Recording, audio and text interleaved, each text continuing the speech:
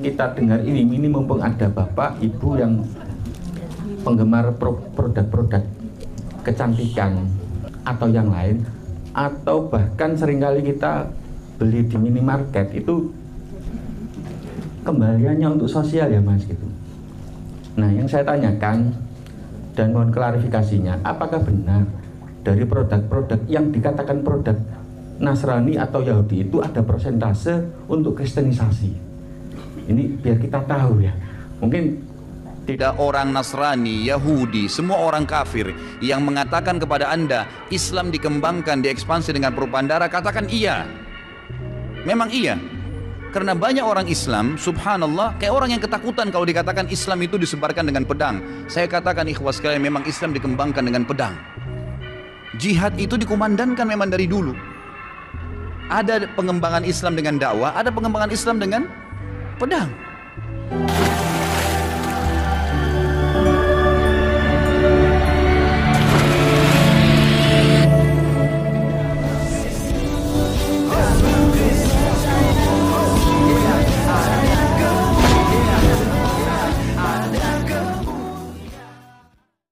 Shalom Alechem Bisem Yeshua HaMashiach, salam damai sejahtera di dalam nama Tuhan Yesus Kristus. Teman-teman sekalian, kita melihat bahwa akhir-akhir ini kekristenan itu selalu menjadi bahan cercaan dan menjadi bahan diskusi dari polemikus muslim ya. Jadi kita lihat dari channel-channel mereka, dari Ayah Sofia, Ngaji Cerdas, Ustadz Ipung, kemudian ada si Nandar, ada channel yang suka maki-maki nih yang pernah dilaporkan nih, si Julius HMC ya, HMC News, Hidayah Mualaf Channel, beberapa channelnya itu ada berapa ya, karena memang cari cuan gitu ya. Tetapi ya narasinya adalah menyudutkan Kristen di situ ya, menuduh ke Kristen padahal dia sendirilah yang mafia donasi gitu ya.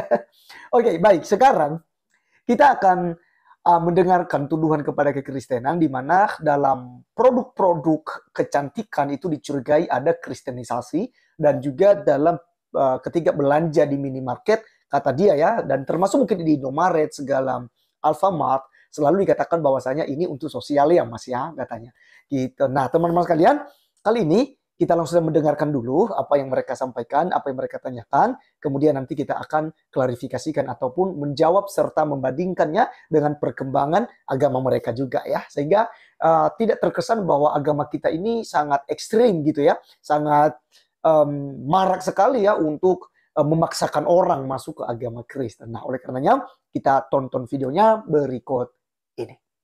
Teologi.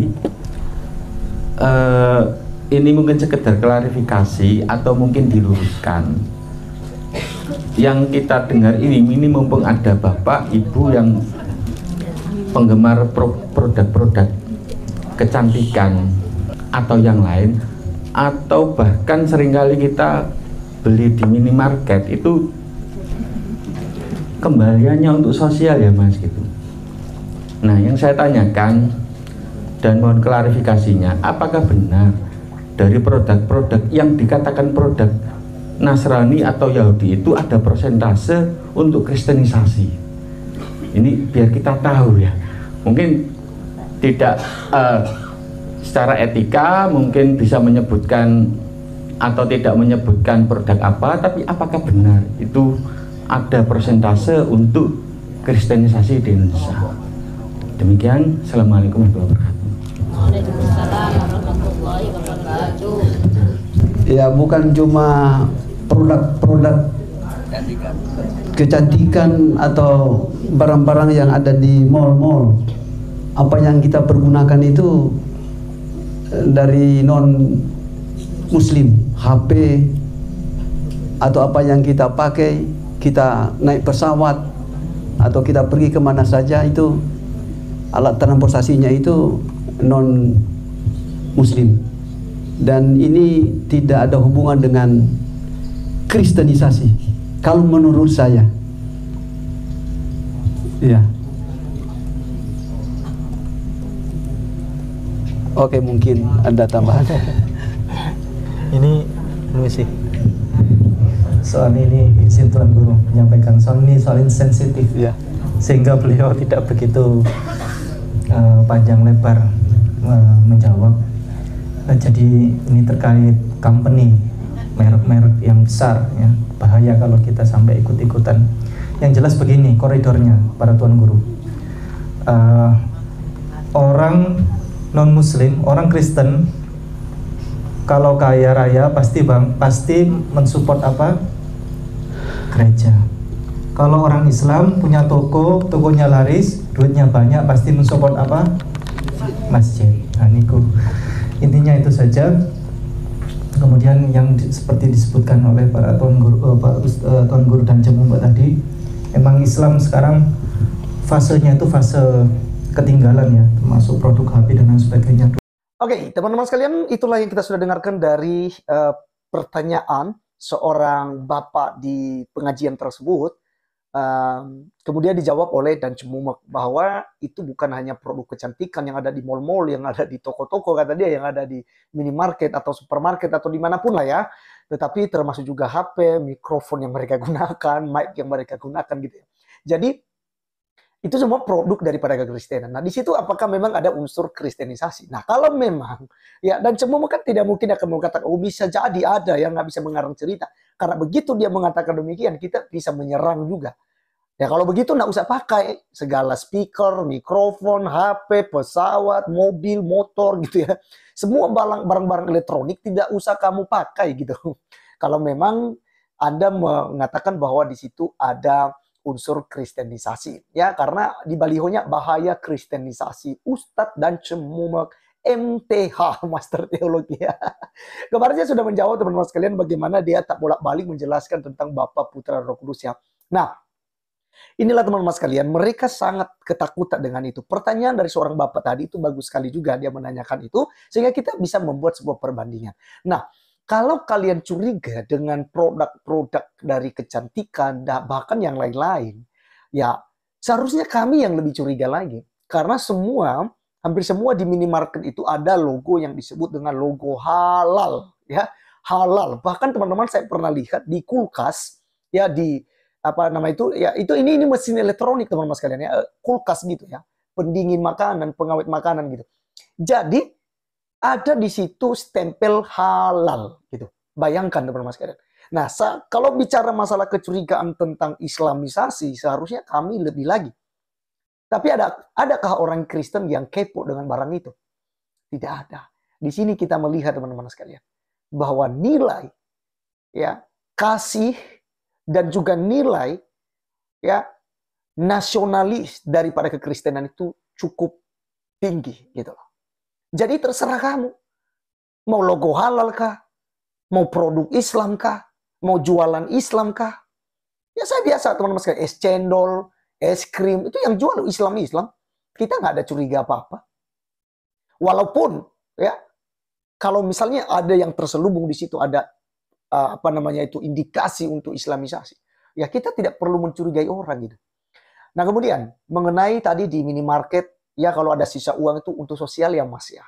Sebenarnya kami dari pihak Kristen juga pun yang mencurigai hal itu. Jadi makanya teman-teman sekalian, seringkali kalau kita belanja di Indomaret, Alfamart, Alfamidi gitu ya, selalu kalau misalnya tidak ada uang kembalian 200, 300, 400 rupiah, ya jadi bang ya Pak, bisa ya barang sisanya itu disumbang ke ini ya, ke sosial ya, atau ke anak yatim piatu, atau ya untuk sosial lah ya gitu. Seringkali dalam hati ini teman-teman sekalian ya nggak terima juga gitu ya, karena memang ada juga informasi bahwa dana tersebut ya itu digunakan untuk mendanai organisasi tertentu. Ya jadi itu berbahaya. Sama saja kita mendukung kegerakan itu ya, ini informasi saja gitu ya yang beredar. Nah, jadi pantaslah kita mencurigai hal itu, tapi tidak sampai fobia. Kita tidak sampai, aduh nak usah gitu ya. Kadang-kadang ya udah silakan gitu loh. Toh juga dia yang menanggung dosanya. Kalaupun disalahgunakan uang itu, walaupun hanya 200 rupiah, 300 rupiah, kalau disalahgunakan, ya artinya dia yang kena dosanya gitu, yang terima dosanya dan juga ganjaran daripada dosa tersebut gitu. Ya kita hanya tulus, ya silakanlah kalau untuk sosial silakan gitu. Nah, jadi teman-teman sekalian, menurut saya begini loh, jangan terlalu kebangetan ya untuk fobia terhadap Kristen gitu ya. Sedikit-sedikit kristenisasi. Jadi Anda membuat sebuah perkotak-kotakan. Ya, jadi bisa jadi pun kami yang harusnya mengatakan demikian. Karena apa teman-teman sekalian? Karena ya di produk-produk makanan, produk elektronik di situ ada logo halal gitu ya. Ya, tapi kita aman-aman aja gitu loh. Kita tidak pernah mempersoalkan hal itu. Di kulkas pun ada stempel logo halal loh, gitu ya. Tapi kita tidak pernah ini, ya, ya silakan aja gitu loh. Ya, mari kita saling menghargai gitu. Kita jangan menaruh yang namanya curigaan-curigaan di situ. Ya, toh juga iman Anda loh. Bagaimanapun cara seorang Kristen, misalnya saya mengajak Anda untuk percaya kepada Kristen, kepada Tuhan Yesus Kristus. Jika Anda bukan orang pilihan, jika Anda bukan orang yang akan diselamatkan oleh Tuhan Yesus, maka sampai berbusa mulut saya, Anda tidak akan pernah percaya Yesus. Ya, nah jadi teman-teman sekalian begini. Kalau mereka takut terhadap kristenisasi, sekarang kita buat sebuah perbandingan. Ada satu video Ustadz Balasalamah kalau nggak salah tentang perkembangan Islam. Dan ini yang kita harusnya takutkan gitu loh. Ya, dan selama ini saya melihat banyak juga dari teman-teman Muslim yang menolak hal ini. Ya, tapi Ustadz Balasalamah itu justru dia pertegas bahwa perkembangan Islam ya sangat ngeri teman-teman sekalian, ngeri. Ya, jihadnya ngeri sekali. Oleh karenanya saya langsung mengajak kita. Saya tidak menjelaskan barang ini, tapi biarkan ustadznya yang menjelaskan tentang perkembangan Islam. Ya, berikut videonya. Ada orang Nasrani, Yahudi, semua orang kafir yang mengatakan kepada Anda Islam dikembangkan, diekspansi dengan perubahan darah, katakan iya. Memang iya. Karena banyak orang Islam, subhanallah, kayak orang yang ketakutan kalau dikatakan Islam itu disebarkan dengan pedang. Saya katakan ikhwas sekalian, memang Islam dikembangkan dengan pedang. Jihad itu dikumandangkan memang dari dulu. Ada pengembangan Islam dengan dakwah, ada pengembangan Islam dengan pedang.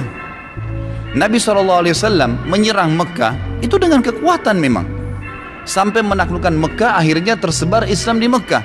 Dan kalau tidak ada jihad pada saat itu, Mekah akan tetap jadi kota kafir. Jangan dilupakan sejarah itu. Awalnya dari jihad. Banyak orang subhanallah menganggap takut kalau mengatakan Islam disebarkan dengan pertumpahan darah. Memang benar. Pada saat maju menawarkan peperangan, kita tawarkan Islam dulu. Tidak bisa Islam, tidak bisa orang jihad kalau tidak tawarkan nih. Kecuali kalau kita diserang tiba-tiba. Kalau untuk ekspansi, syarat mutlak disepakati oleh jumhur ulama, harus tawarkan Islam dulu. Kalau mereka nolak baru jizyah, upeti. Kalau mereka nolak baru perang. Dan ini tanpa nunggu kita diserang. Memang ini ekspansi. Memang ekspansi Islam, disebarin Islam itu. Gitu kan? Kalau mereka nolak terjadi peperangan. Dan ini memang peperangan. Kasus saya katakan Mekah misalnya. Kemudian waktu Nabi SAW menyerang Tabuk, gitu kan. Perang Hunain. Waktu Nabi SAW melanjutkan menyerang wilayah-wilayah yang mendekati kota Taif, gitu kan. Dan banyak peperangan-peperangan yang lain. Nabi SAW ekspansi Islam. Artinya kita harus tahu memang ini ibadah dalam agama. Jangan karena kita dikatakan teroris lalu kemudian kita tidak berani jihad. Enggak, ada jihad itu. Tapi pada tempatnya dan waktunya, gitu kan. Kata Allah SWT, kalian harus punya persiapan, keterampilan untuk berperang. Dan itu untuk menakut-nakuti musuh-musuhnya Allah. Memang dianjurkan. Karena itu asasnya jihad. Kata Nabi SAW, siapa yang berperang ya untuk meninggikan kalimat la ilaha illallah, dia akan masuk surga. Memang itu targetnya. Pertanyaannya, bolehkah saya membunuh orang yang menghina Nabi SAW? Kalau kita kembali ke dalil, boleh. Kalau kembali ke dalil, boleh. Nabi SAW pernah menyuruh para sahabat membunuh Ka'ab bin Ashraf. Baca dalam riwayat Bukhari. Kenapa? Ka'ab bin Ashraf ini selalu menghina Nabi SAW. Selalu menghina Nabi. Apa kata Nabi SAW? Siapa yang mau bunuh orang ini buat saya? Ponakannya Ka'ab mengatakan saya. Lalu pergilah mereka lalu menyelesaikan 3-4 orang pergi membunuh Ka'ab bin Ashraf. Jadi kalau ada orang mengatakan Islam dikembangkan dengan pertumpahan darah, katakan iya dalam beberapa keadaan dan yang lainnya enggak. Oke. Teman-teman sekalian, mana yang kita takutin? Apakah perkembangan Islam atau perkembangan Kristen? Ya. Jadi teman-teman sekalian, marilah ya, tidak usah saling menjelek-jelekan, saling mencurigai dan menyudutkan satu dengan yang lainnya. Mari kita membangun kebersamaan. Terlepas kita punya kepercayaan apapun, karena itu adalah hak personal, hak pribadi Anda. Tapi mari kita membangun sebuah kebersamaan, kekompakan, dan saling menghargai di NKRI ini. Karena semboyan kita Bhinneka Tunggal Ika. Harus kita pahami itu.